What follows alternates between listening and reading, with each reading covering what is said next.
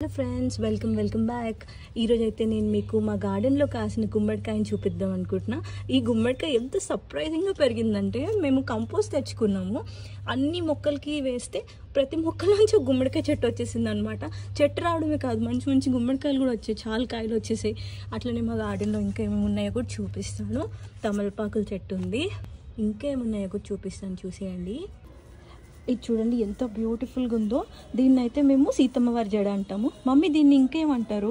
Velvet పూలు అంటారు, పట్టుకుచ్చు పూలు అంటారు. చూడండి అసలు నిజంగానే వెల్వెటిష్ టెక్స్చర్ ఎంత బాగుందో. బా, చూడడానికి ఎంత బాగుందో. ఇది బతుకమ్మలో కూడా వాడతారు కదా మమ్మీ? పైన పెడతారు డెకరేషన్కి. సూపర్ ఉంది. చెట్టు కూడా అసలు చూస్తుంటేనే ఎంత ప్లెజెంట్ ఫీలింగ్ వస్తుందో. ఇది ఫ్రెష్గా మా గార్డెన్లోనే ఆర్గానిక్గా పెంచుతున్న పుదీనా. ఇది కూడా గుమ్మడికాయ కాదు, దోసకాయ. మొన్న సాంబార్ చేసినప్పుడు గింజలు వేయొద్దని ఇందులో వేసాను.